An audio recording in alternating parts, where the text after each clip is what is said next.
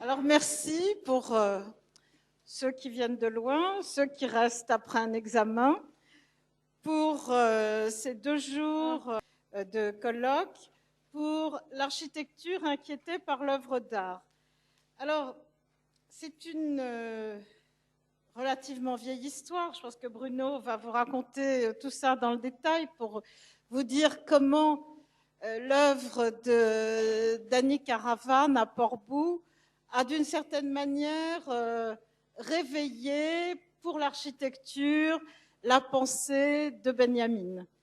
Et puis vous allez avoir après le film d'Irena Latec qui va concentrer d'une certaine manière à partir de ce lieu presque toute la pensée du fin 19e, début 20e siècle et la pensée politique bien sûr. Et puis demain, bon, encore beaucoup de choses très intéressantes avec François Guéry, Jean-Paul Delay, Guy Desgrandchamps, Patrick Thépaut, Vincent Michel. Et moi, pour finir, mais malheureusement, les étudiants de première année, demain après-midi, ont d'autres occupations, mais on vous en reparlera de toute façon. Alors, je parle tout de suite la parole à Bruno Quezane. Et merci Bruno pour tout ce travail à partir de Benjamin. Bon, merci bien. J'ai été très longtemps dans cet amphi, mais il n'était pas équipé de façon si professionnelle avec la lumière dans... Quand on est un artiste, on est habitué à ce que l'audience soit dans le noir, mais quand on est un prof, pas tellement. Et puis, il me manque les petits pompons là pour me passer du fond de teint, pour passer à la télé. Donc, je pense que pour la prochaine fois, à l'école, ça serait bien qu'il y ait une petite séance de maquillage avant l'événement lui-même, pour laisser une bonne trace. C'est formidable, vous voyez. On va avoir finalement peut-être une meilleure trace de l'événement que l'événement lui-même. Benjamin aurait été bien intéressé par cette inversion. Donc voilà, on va vous présenter une recherche collective avec une équipe à dimension variable qui comprend des gens de l'école d'architecture de Grenoble et puis d'autres qui viennent de Paris ou de Montréal, comme Irena Latec. Et c'est un work in progress, comme on dit, puisque nous avons commencé il y a longtemps. On se réunit à Port-Bou plusieurs fois par an, je dirais, et on a déjà fait colloques et expositions, puisque vous savez que cet événement est branché avec une exposition à la Maison de l'Architecture de l'Isère. Nous l'avons fait au mois de juillet 2008, nous le faisons maintenant à Grenoble, et nous le referons probablement en 2009-2010 à Paris-Belleville pour l'inauguration des nouveaux locaux de l'école d'architecture de Paris-Belleville. Donc c'est quelque chose qui dure depuis longtemps et qui, je pense, va se prolonger et qui chaque fois se transforme. De quoi s'agit-il ? Eh bien, d'une œuvre petite par ses dimensions, quelque chose comme une trentaine de mètres de long par 2 mètres de haut et puis 1,50 de large, une espèce de tube à section quadrangulaire, situé dans une petite ville à l'entrée de l'Espagne, en Catalogne, à Port-Bou, là où précisément, dans la nuit du 26 septembre 1940, Walter Benjamin, dont ce grand intellectuel du XXe siècle, et qui nous est particulièrement cher à nous de l'architecture, parce que c'est un des seuls grands penseurs qui ait été très proche de la pensée architecturale. Imaginez que dès 1920, il était au courant du livre de Guy Dionne sur construire en fer en France.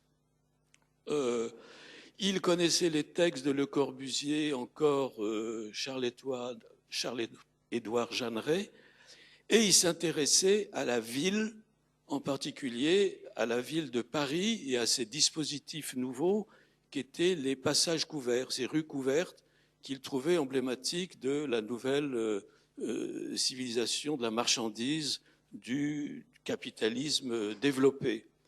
Donc c'est quelqu'un, à la différence de la plupart des grands penseurs, qui était très averti de la chose urbaine et de la chose architecturale, si on peut les différencier. Donc, il était d'une famille juive allemande extrêmement bien intégrée dans la société berlinoise. Et puis, évidemment, quand les nazis sont arrivés au pouvoir en 1933, il a dû quitter Berlin et il s'est réfugié à Paris. Il a vécu là une vie comme beaucoup d'autres réfugiés de l'Europe centrale qui faisaient une petite société à Paris de grands savants, intellectuels, artistes, poètes, musiciens, etc. Et c'est là, bien sûr, qu'il développe son travail d'études de Paris. Il va beaucoup à la Bibliothèque nationale, dans les archives, etc. Et puis, bon, la guerre de 1939 démarre, la France est défaite, et tous ces, spécialement ces Allemands qui étaient des anti-nazis, et qui s'étaient réfugiés dans la France républicaine démocratique, se retrouvent traités par cette France qui devient collaborationniste comme des ennemis de l'ami de la France, puisque l'Allemagne est devenue l'ami de la France. Et donc ils sont obligés de fuir de nouveau. Ils ne peuvent plus rester à Paris. Il est mis en camp, il est libéré. Finalement, il est à Marseille dans l'été 40, en attente d'un bateau pour l'Amérique, puisque ses amis de ce qu'on appellera l'école de Francfort, Adorno, Horkheimer, etc., sont déjà installés à New York. Et ils ont fait en sorte qu'il ait une invitation et un visa pour aller aux États-Unis. Mais il se trouve que dans cet été 40, la France, le gouvernement de Vichy, exige non seulement des visas d'entrée pour ces apatrides, mais ils ne risqueraient pas d'en profiter, mais ils exigent aussi des visas de sortie. Et ce visa de sortie, évidemment, dès que vous allez le demander, vous êtes arrêté par la police. C'est un peu la question des sans-papiers d'aujourd'hui. Hein. Ils vont à la préfecture pour régulariser leur situation et hop, on les arrête et on les expulse. Donc, Benjamin, à Marseille, n'a pas ce visa de sortie et ne va pas le demander. Donc, la seule manière de quitter la France, c'est clandestinement. Et se met en place à ce moment-là, dans cette fin d'été 40, une filière par l'Espagne. Paradoxalement, Franco et Salazar au Portugal, bien que proches amis des nazis, laissent passer les réfugiés, les exilés, pour s'embarquer soit vers le Brésil, soit vers l'Amérique du Nord. Benjamin va profiter d'un des premiers une première traversée de la montagne en septembre 40. Ils passent, ils ne se font pas arrêter par les Français, ils arrivent donc dans le petit village de Portbou en étant partis de Bagnoul-sur-Mer. C'est une marche aujourd'hui 5-6 heures, à l'époque dans les conditions en plus fatiguées, l'angoisse un peu plus longue. Arrivés à Portbou, ils se font arrêter par la police espagnole et qui leur dit « Eh bien, notre gouvernement vient de faire un nouvel accord avec le gouvernement français. Si vous n'avez pas le visa de sortie des Français, on vous renvoie en France. Donc, on vous a arrêté là dans l'après-midi, vous allez passer la nuit à l'hôtel et demain matin, on vous raccompagne à Cerbère. » Où là, évidemment, la police française collaborationniste avec la Gestapo les attendait. Et Benjamin aurait été une prise considérable, un grand intellectuel connu par ses œuvres et par son engagement antifasciste. Donc, dans la nuit, à l'hôtel, plutôt que d'être remis à la police française le lendemain matin, il avale des pilules de morphine qu'il avait sur lui en grande quantité, en cas de malheur, et le malheur arrive. Donc le lendemain matin, on le trouve mort. Il va être enterré dans le cimetière de Portbou, où il restera jusqu'à la fin de la guerre. Et comme à la fin de la guerre, personne ne réclame son corps, s'occupe de ce personne qui occupe une case dans le cimetière de Portbou, on le met dans la fosse commune. Donc il disparaît comme individu, même comme individu mort, complètement.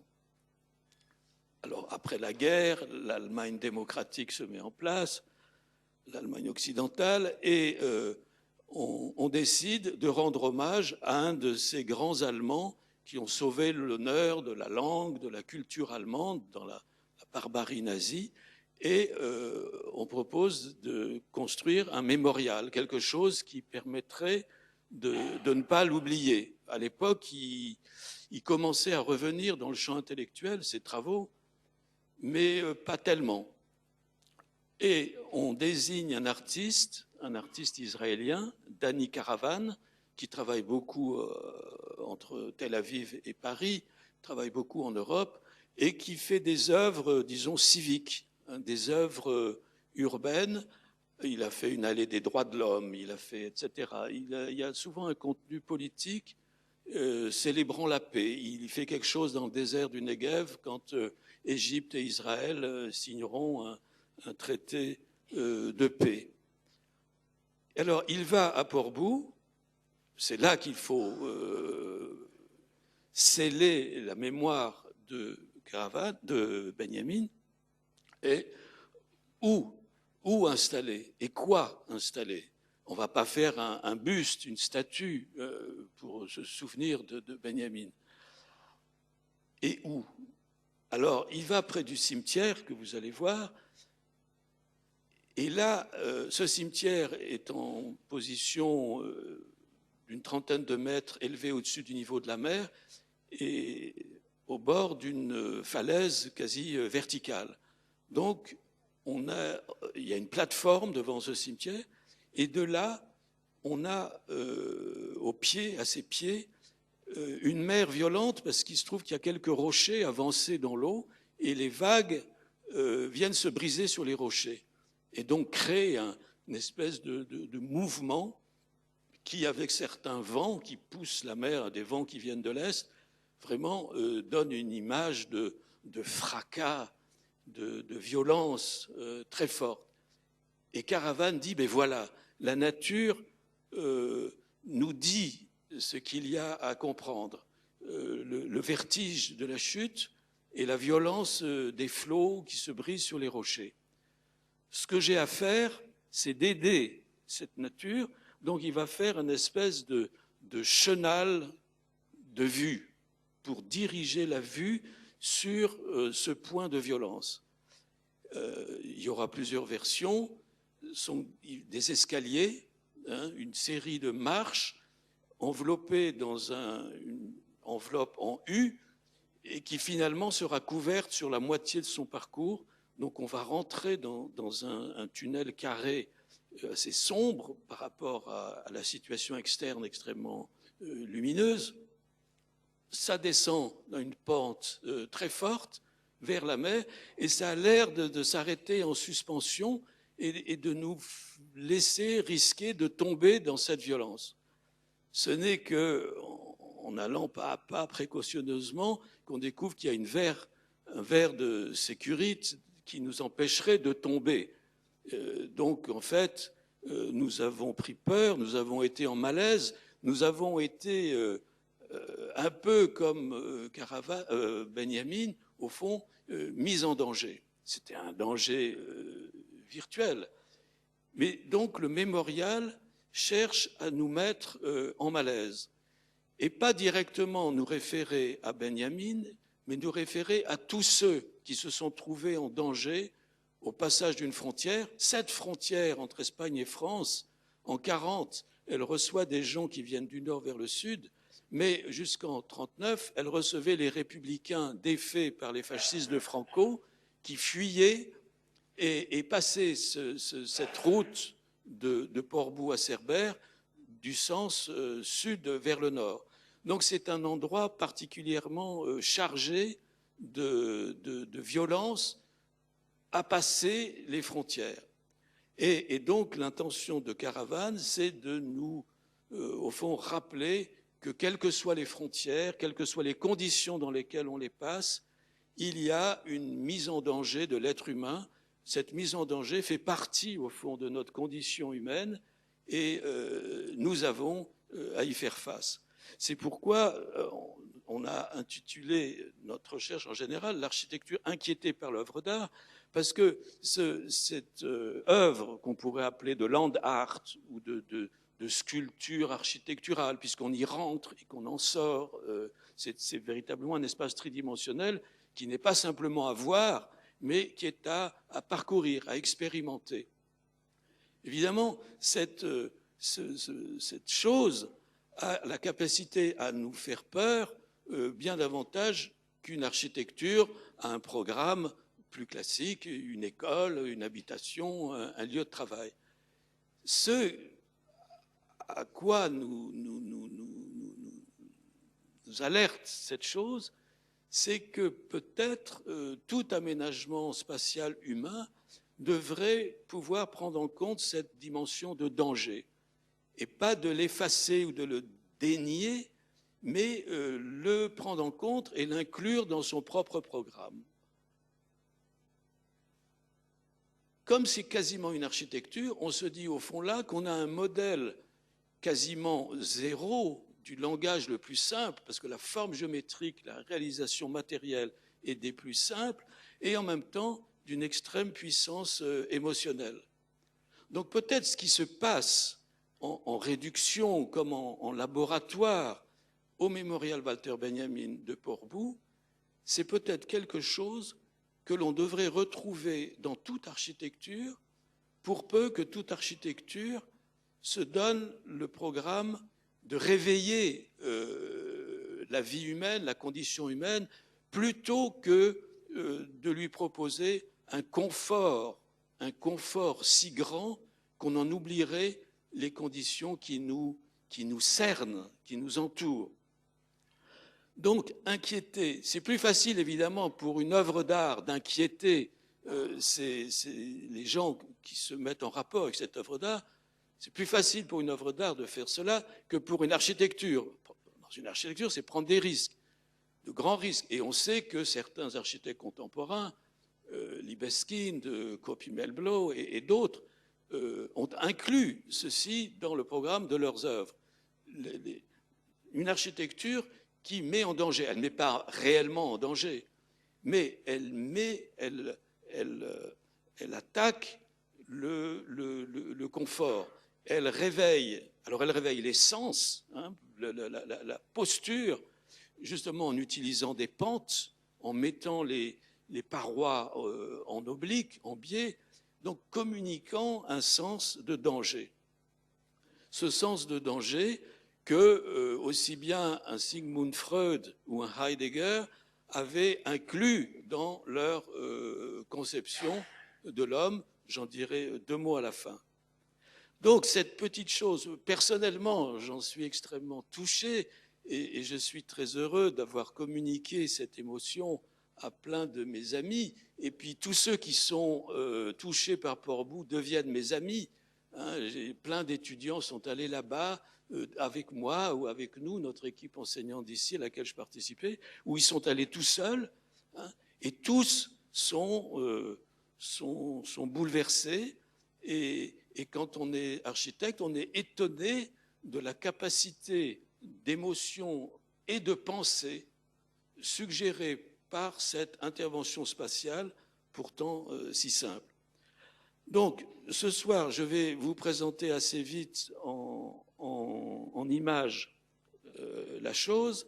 Je terminerai par une petite pièce sonore faite par un de mes fils, Clément, qui est musicien, et qui n'est pas là parce que leur groupe, le Watchaklan, est en tournée en Allemagne en ce moment, et qui fera une transition avec ce que vous introduira Irena Latec de Montréal, qui depuis plusieurs années utilise des moyens non classiques de pensée de l'architecture et en particulier la vidéo informatique. Avec Arnaud Hollard en assistance, elle a réalisé une œuvre qui terminera notre soirée. Et puis demain matin, ça sera le temps des architectes. Patrick Thépaut nous présentera les relevés qu'il a fait de la situation de Port-Bou et du mémorial lui-même. Et Guy Desgrandchamps nous introduira lui aussi à la façon dont il a traité ce mémorial avec un moyen, lui, très classique, qui est l'aquarelle.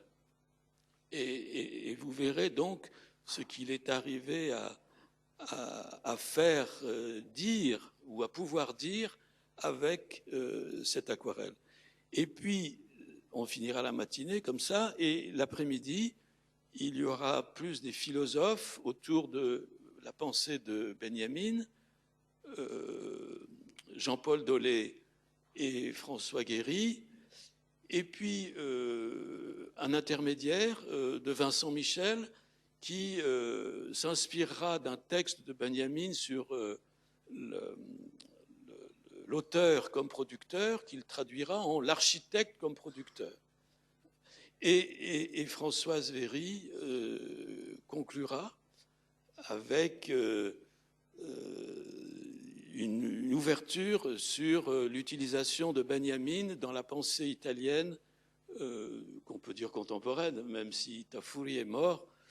Et voilà notre programme.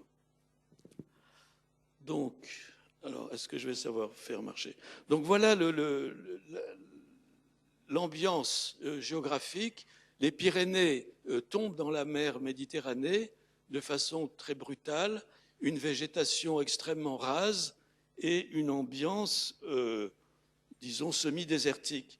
Et on peut s'imaginer le petit groupe de réfugiés passant au travers de ces montagnes clandestinement, avec la Gestapo aux trousses et l'espoir encore lointain de vous imaginer d'embarquer sur des bateaux qui les amèneraient en Amérique. Et puis aujourd'hui, donc, on voit cette baie donc extrêmement enfoncée entre deux promontoires, nord et sud, et une petite ville. Donc il y a aussi des aspects extrêmement idylliques, pacifiques. C'est une petite station balnéaire, mais disons très peu développée par rapport à ce qui se passe un peu plus au sud, à Rosas, Cadaqués, etc. Donc la Costa Brava du grand développement touristique. Et en contre-champ, vous voyez ce cadrage de l'horizon, de l'au-delà, par la nature. Ce cadrage étant un des thèmes que Caravane développe dans son œuvre, par son œuvre.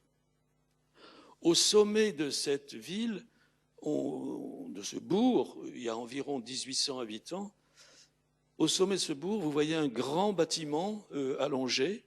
Sur la droite de ce bâtiment, vous voyez des rails de dépôt, une grande gare.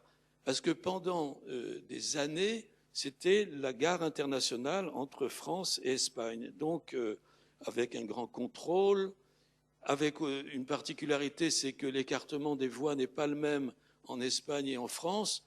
Donc, il fallait transborder les gens, les choses. Donc, il y a le symétrique du côté français à Cerbère, qui est à quelques kilomètres seulement, de l'autre côté du Cap. Donc, la ville, une ville-gare.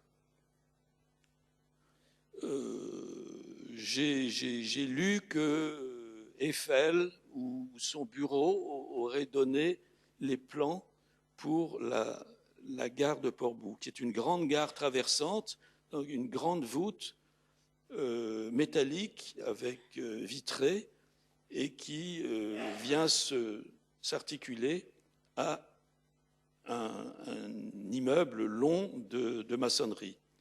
Alors, un des thèmes du mémorial sur lequel Caravane insiste beaucoup, c'est le fait que son espace a deux directions, au moins deux directions, une de l'entrée, de la descente de de l'angoisse, de la plongée. Et quand on est arrivé au bout de cette descente dans le mémorial, on se retourne et alors on monte, on remonte et on a la vue cernée sur le ciel, une espèce de libération. Donc la capacité qu'a un même dispositif spatial de procurer des émotions et des pensées extrêmement différentes selon qu'on le prend dans le sens de l'entrée ou dans le sens de la sortie, de la descente ou de la montée. Et au fond, tout espace architectural comprend ces deux dimensions. Tout espace, on y entre et on espère, on peut en sortir. Certains sont faits pour qu'on n'en sorte pas. Mais je dirais que même des Chartreux s'échappent de leur couvent quelquefois. Donc cette double direction, et qui est ici marquée dans la gare, puisque on arrive de la France, on va vers l'Espagne sur cette image, et dans celle-là, on arrive d'Espagne et on va vers la France. Aujourd'hui, les deux sens sont à peu près égalisés dans leur valeur émotionnelle.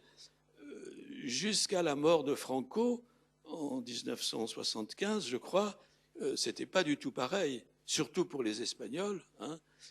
Sortir d'Espagne, entrer en France ou l'inverse, c'était quelque chose de dramatique.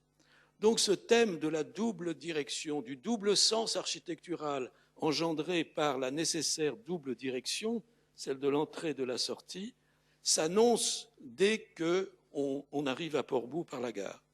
Ici, on voit la sortie de la gare. La gare, vous avez vu, est en haut du pays, et on descend dans le pays par une espèce de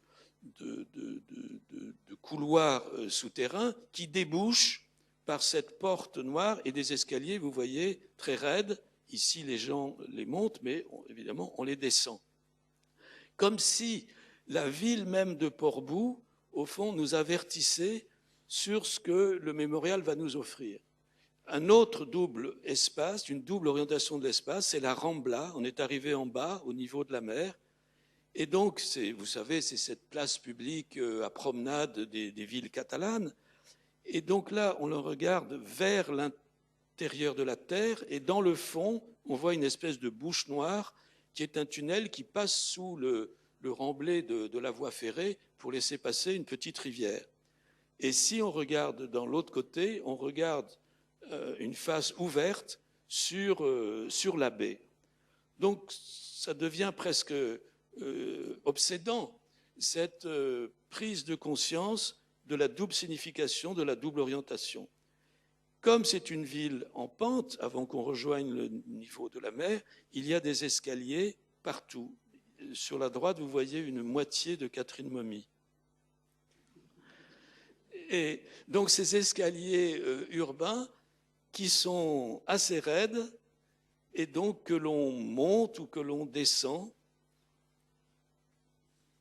et donc qui ont tous pour caractéristique, vous voyez, les façades des immeubles sont droits dessus, donc ce sont des canaux extrêmement nets qui dirigent notre corps et notre vue. Et quand on va vers le haut, eh bien, on a ce sentiment de déboucher dans le ciel.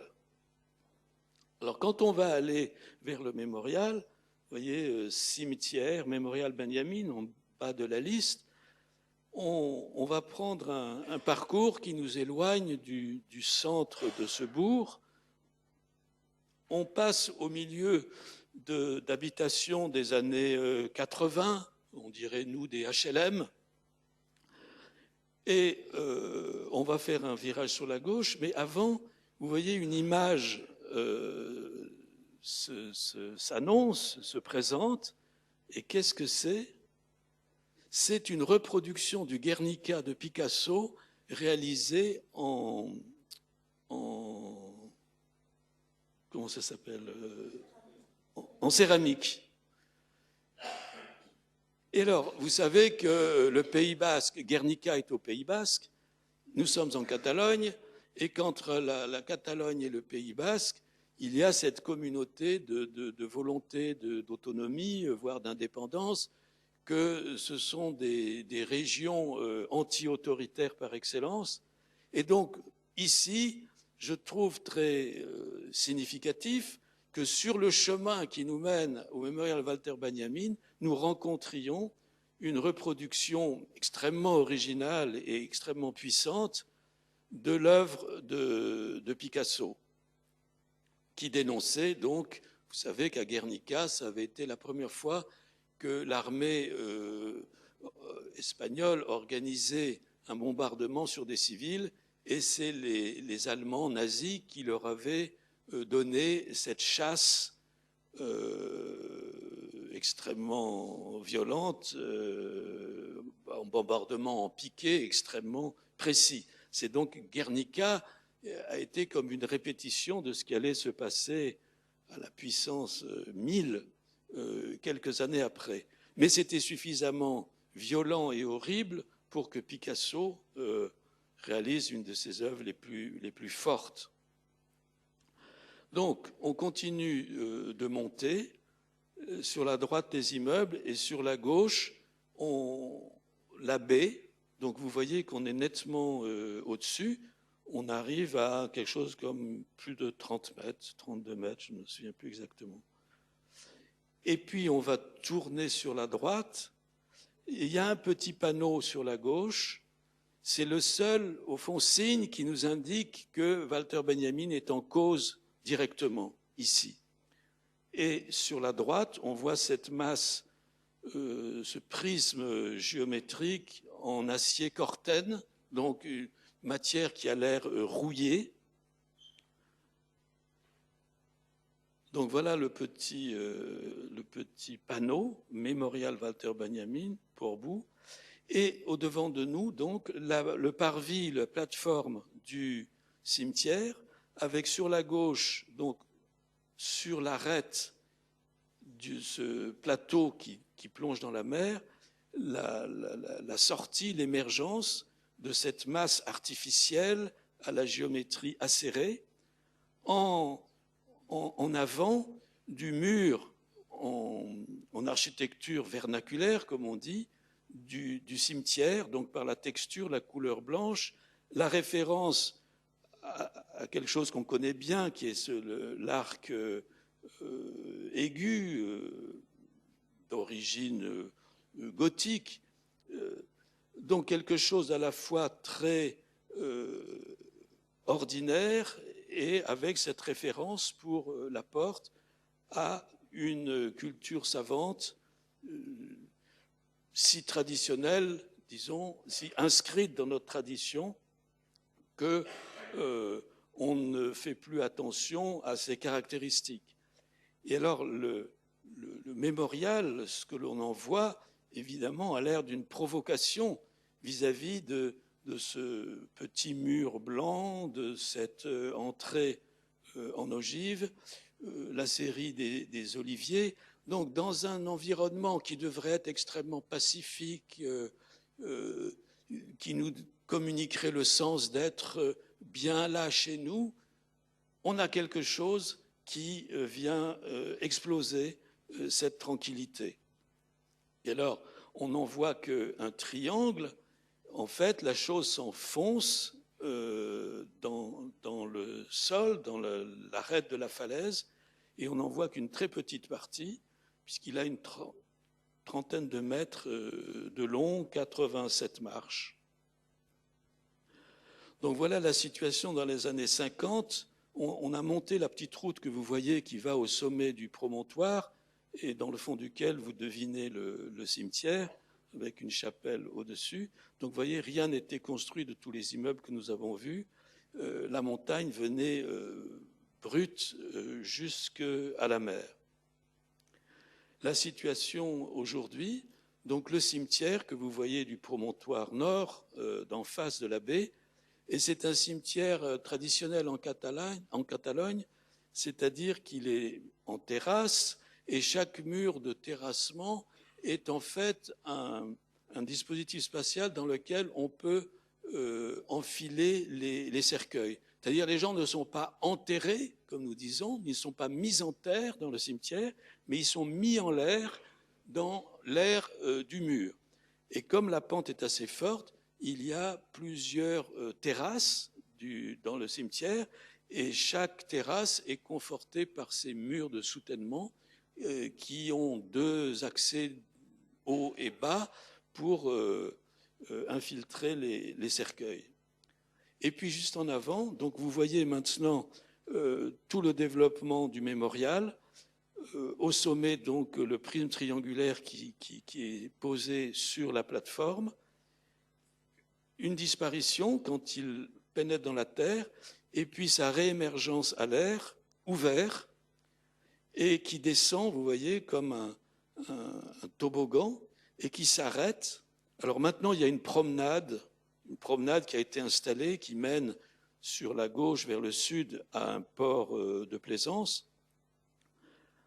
Mais ils ont pris la précaution que cette promenade ne trouble pas la vision que l'on a, vous voyez, des remous de la mer quand on est dans le mémorial.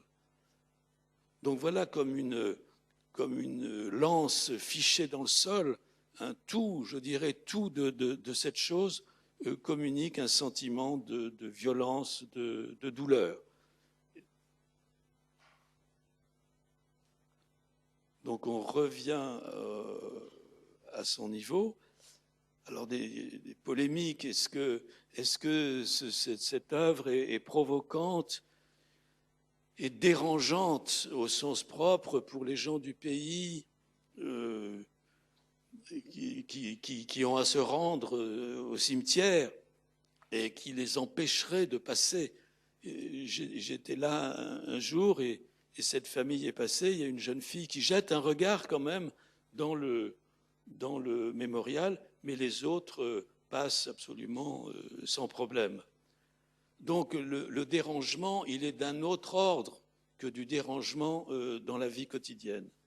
Il est un dérangement. Alors voilà le cimetière, donc vous voyez ces murs, la case 563, dans laquelle il est resté 5 ans et de laquelle il a été sorti pour y situer la famille Morel et pour une fosse commune qui elle-même a disparu, parce que la fosse commune d'aujourd'hui n'est pas celle d'hier. Et alors dans ce cimetière, vous vous souvenez des escaliers de la ville, reliant les différentes terrasses, des marches qui sont cadrées par ces murs de soutènement, par les arbres, avec un double sens selon qu'on les monte avec une vue bloquée ou qu'on les descend avec l'ouverture sur la mer, avec ici un encadrement par les arbres qui, au fond, prépare à l'expérience du mémorial. Et puis une seconde volée d'escalier, un peu plus loin dans le cimetière, avec cette double signification. C'est bien le même dispositif spatial, il ne change pas, mais selon qu'on le parcourt de bas en haut ou de haut en bas, on est dans une situation de clôture, de renfermement, ou au contraire, de grande ouverture.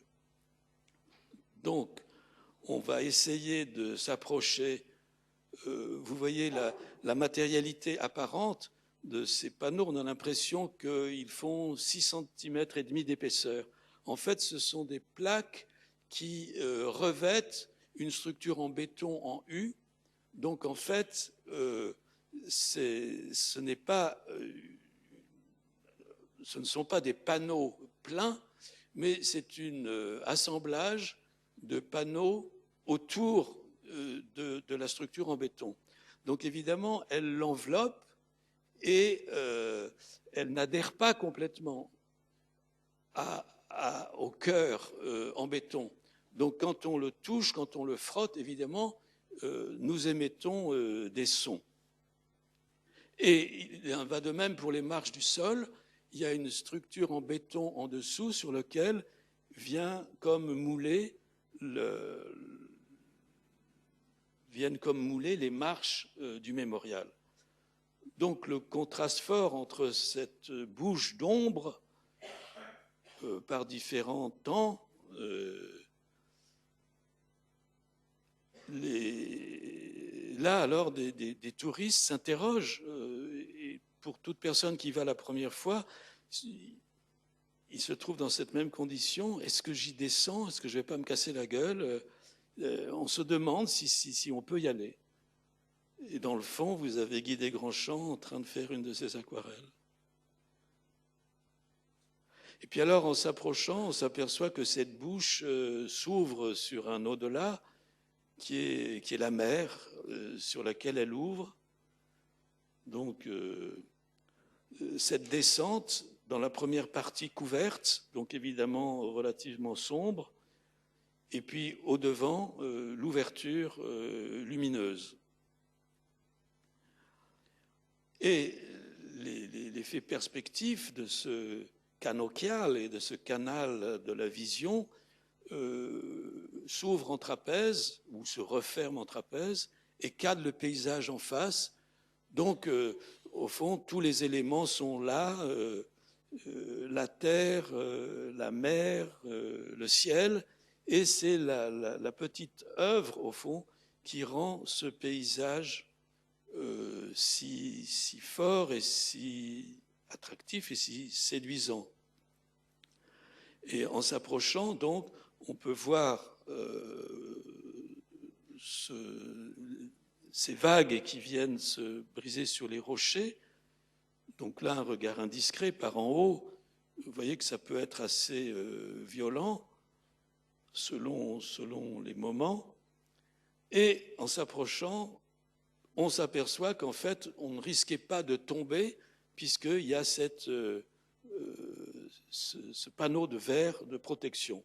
Mais alors, ce qui nous inquiète un peu quand même, c'est que chaque fois qu'on y va, il y a de plus en plus d'impacts de balles ou de projectiles, et on se dit qu'un jour, lui aussi, il va plus être protecteur.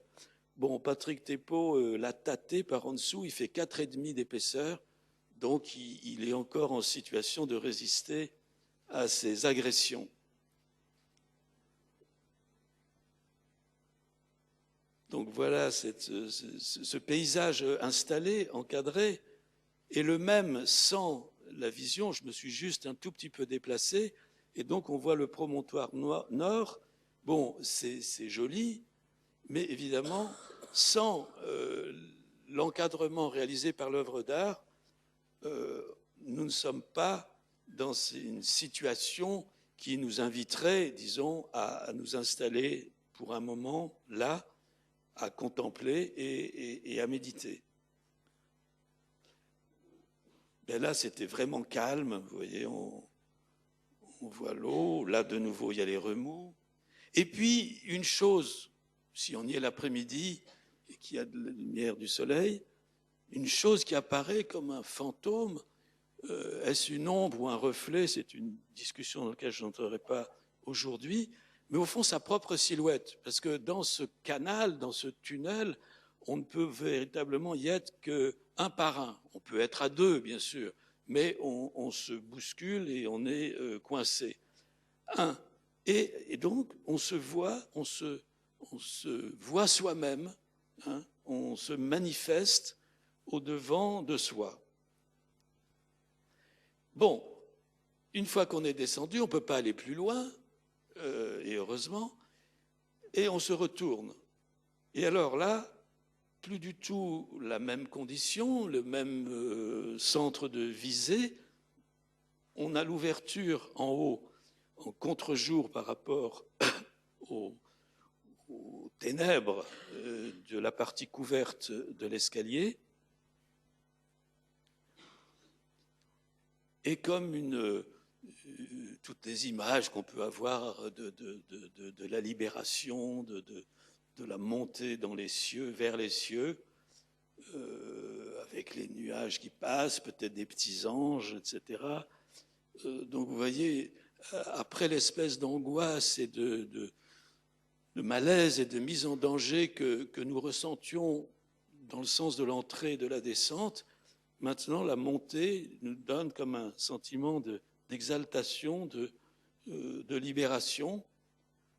Ça m'a fait penser au tableau de Rothko. Ça serait peut-être une manière de comprendre ce que Rothko, par son insistance à traiter cette forme des fois et des fois et des fois et des fois, voulait nous dire, c'est que peut-être quelque chose de ce genre, c'est qu'au bout de la vue, de part et d'autre de l'horizon, il y a la terre et au-dessus le ciel, et que nous sommes coincés dans cette condition.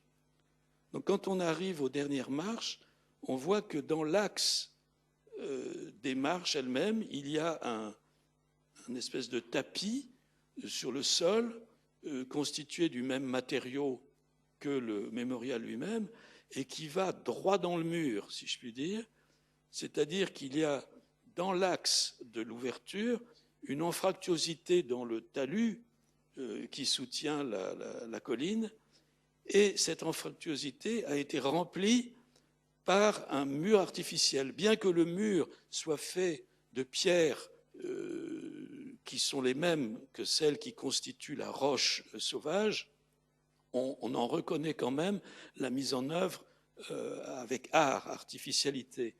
Et donc, dans l'axe du mémorial, on ne pouvait pas s'en échapper dans le sens de l'entrée, de la descente, de la plongée dans la mer, et après ce moment d'exaltation, dans le sens de la sortie, de la montée, en continuant dans cet axe, sur cet axe, on est bloqué. On est bloqué par le mur, et donc comme si nous étions pris au piège, comme si la condition humaine ne pouvait au fond s'échapper ni dans une direction ni dans l'autre. Donc là, comme l'œuvre de Christophe Colomb, pour le faire tenir debout, il faut faire un acte violent, il faut sortir, quoi. Il faut sortir de l'attraction spatiale de l'œuvre, sur la gauche ou sur la droite, mais si on y reste, on y est piégé. Alors, je reviens sur cette ombre qui se produit, cette ombre de nous-mêmes. Donc ici, c'est véritablement l'ombre, et puis vous voyez que dans le fond, il n'y a pas le reflet. Mais on peut avoir les deux, selon certaines conditions. Et là, en fin d'après-midi, l'ombre se met en place et va venir rejoindre le tableau sur lequel la silhouette s'inscrit. En fait, c'est bien un reflet, mais c'est un reflet sombre. Alors, les théoriciens de l'optique, de la vision, depuis l'Antiquité grecque, ou même avant, et au moment de la science arabe du Moyen-Âge, et après, avec la science moderne, la dioptrique de Descartes, etc., Kepler, on fera nettement la différence entre un reflet et une ombre. Mais pendant longtemps, et encore aujourd'hui, beaucoup de gens, quand ils ne parlent pas scientifiquement, au fond, passent assez vite, assez facilement, du reflet et de l'ombre.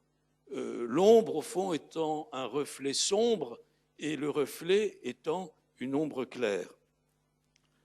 Donc voilà ce qui se produit. Vous voyez, quelqu'un, c'est un ami de l'école d'architecture de Marseille, René Boruet, qui se prend, et moi je m'étais intercalé pour le prendre en contre-jour.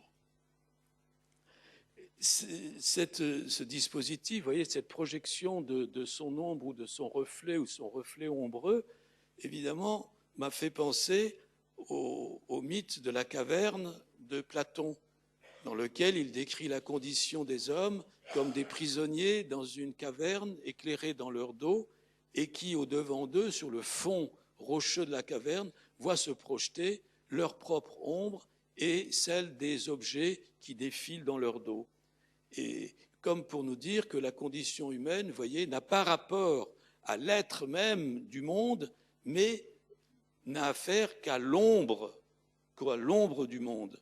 Donc notre interlocuteur, notre partenaire n'est pas véritablement solide, puisque nous n'aurions affaire qu'à des ombres. Mais au moins, dans le cas de la caverne de Platon, les ombres se projettent sur le fond rocheux de l'antre. Et donc elles profitent, dans leur quantité d'être, si je puis dire, d'être projetées sur ce qui est le plus solide. Danny Caravane fait un pas de plus parce que notre ombre, qui est déjà un signe de notre fragilité d'être, se produit sur quelque chose qui est le plus faible, le plus transparent, le plus fugace, d'autant plus que lorsqu'il y a des remous qui se produisent, l'écume blanche efface notre silhouette. Donc nous sommes au 3e degré fragile, comme reflet ombreux qui se projette sur du transparent et comme reflet ombreux sur du transparent qui s'efface.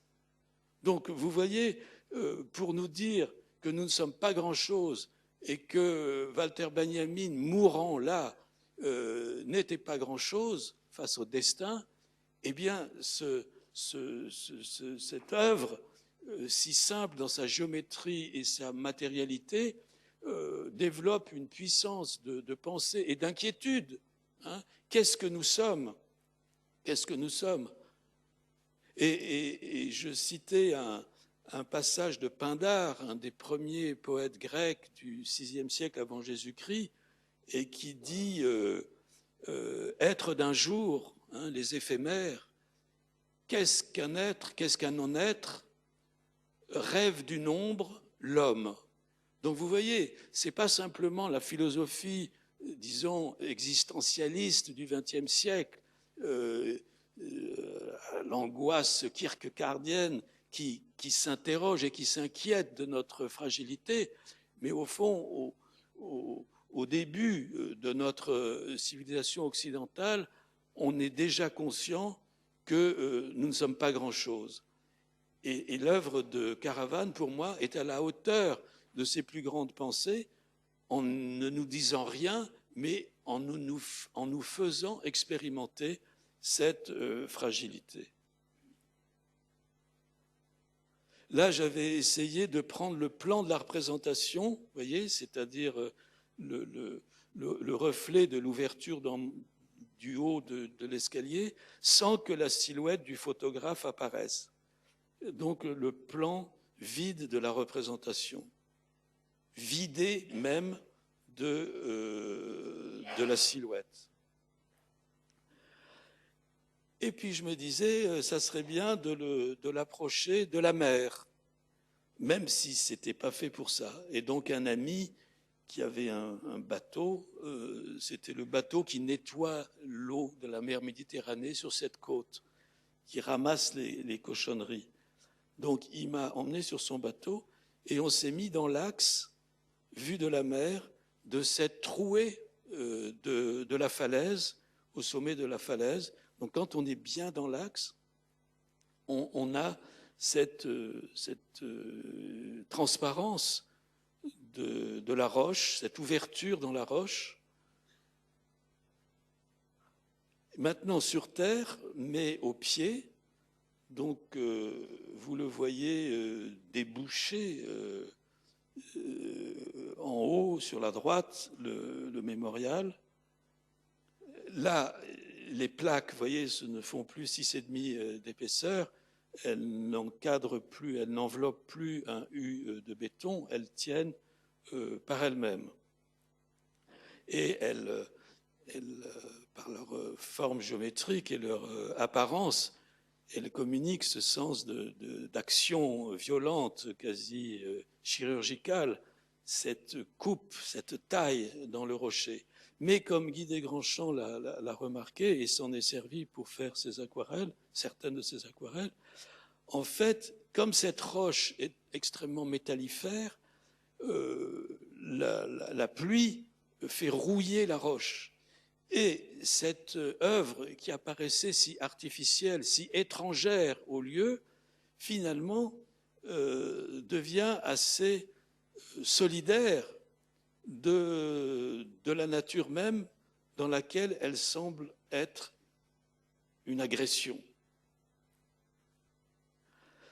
Alors, quand on est sur la petite plateforme, soit on reste au niveau et on entre dans le cimetière, soit on prend sur la droite un chemin qui monte dans le dos du cimetière. Voilà le contre-champ sur l'arrivée, ces choses en bas blanches que vous voyez, c'était le parapet de l'entrée. Et en un premier temps, à l'angle du cimetière, quelques marches insérées dans le talus, donc qui jouent avec l'escalier en contrebas, et ces quelques marches qui nous dirigent sur un olivier qui a été planté là et qui a poussé dans le dos du cimetière, l'olivier étant dans la civilisation méditerranéenne l'arbre de la paix, l'arbre de la vie.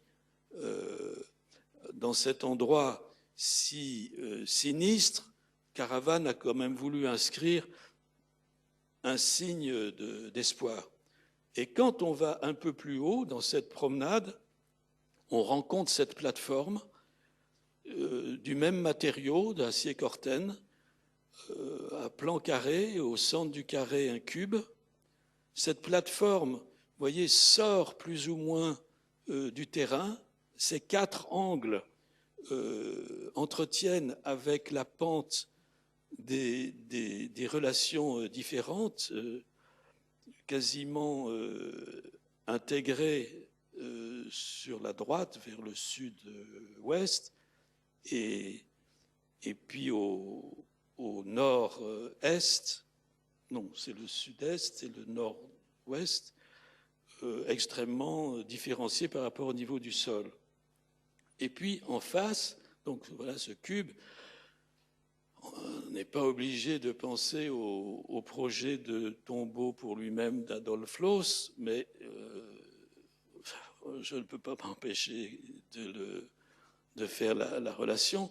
Et en fait, c'est un siège, ici c'est ma femme Maggie, qui est conçu par Caravane pour qu'on s'y assoie et qu'on laisse aller un regard horizontal, parallèle au plan du plateau, de cette table, au travers d'un grillage qu'au tout début, je croyais être un grillage de protection pour pas que les gens tombent directement dans le cimetière. Mais en fait, c'est fait partie de l'œuvre de Caravane.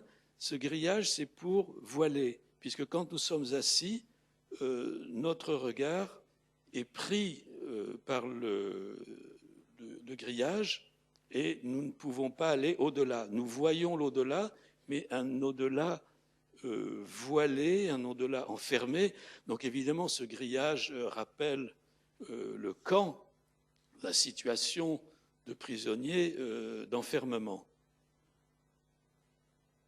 Et avant qu'il y ait l'œuvre de Caravane, la seule plaque qui datait de 1973, je crois, c'était cette plaque en marbre blanc, donc sur le mur du cimetière, sur la droite de l'entrée, à Walter Benjamin, philosophe allemand, Berlin 92, Portbou 40. Donc, vous voyez, une présence très, très précaire, qui était quand même un signe, un rappel. Et maintenant, avec ce qu'a fait Caravane, il y a la présence, si je puis dire, non pas de Benjamin, mais de sa pensée et de tout ce qu'il nous invite à penser, est bien plus développée. Donc, je crois que je vais passer sur des tas de choses et je vais vous demander de faire un effort un peu d'imagination en écoutant cette petite pièce sonore qui est un montage fait de bruits naturels enregistrés sur le terrain et puis et des pas, ce sont les miens, c'est une relation père-fils aussi. Le comité scientifique qui avait évalué notre recherche, une personne avait été intéressée par le fait que dans notre équipe de recherche, il y avait des vieux, des jeunes, et un père, un fils. Moi, j'étais presque un peu gêné, mais après tout, c'est un musicien et il aime beaucoup Portbou, donc pourquoi pas en profiter. Et on a dit, mais c'est formidable, dans votre recherche, il y a le problème de la communication entre générations, du passage de relais. Et il est vrai que, pas simplement mon fils, mais par exemple Stéphanie Dietre, là, qui est mon soutien, parce que vous avez bien vu que je suis très peu familier de la chose informatique, et Stéphanie et d'autres. Hein. Donc nous sommes ensemble. Et alors, les pas qui rendent sonore ou qui produisent un bruit dans la descente ou dans la montée, pour moi, m'ont fait penser au rythme d'un des chants les plus connus de la guerre d'Espagne. C'était le chant de la 5e brigade des brigades internationales. Et donc, du bruit, du son, du montage sonore de la situation, on a fait sortir un souvenir de ce chant, et puis qui va revenir sous une version contemporaine, parce que le groupe de mon fils, Ouachaclan, ils jouent maintenant le chant de la 5e brigade, et ils en font leur numéro de bis à la fin du concert. Et tout le monde a l'air de le connaître, et ils mettent le feu, quoi. Alors moi, évidemment, ça me fait très plaisir, si je puis dire, que quelque chose d'aussi ancien, d'aussi douloureux soit toujours présent, et encore une fois, qu'on y ait été amené par une considération, je dirais, corporelle de l'œuvre de Caravane. Donc, il n'y a pas d'image, il y a juste un son.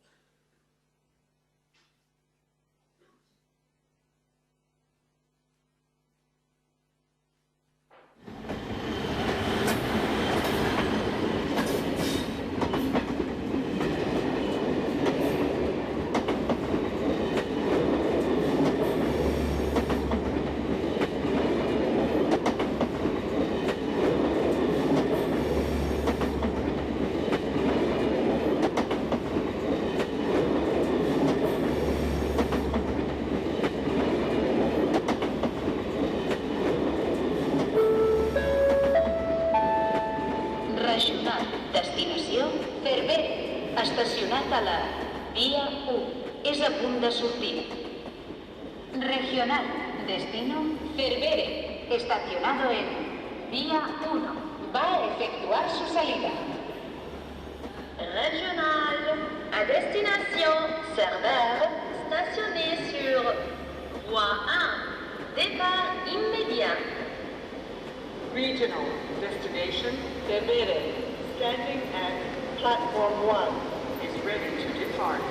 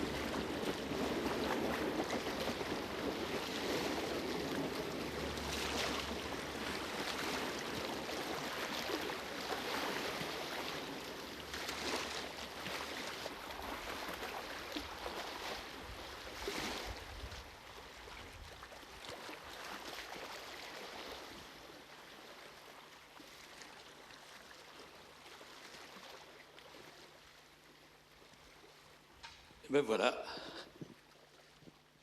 Si Irena et Arnaud veulent s'approcher.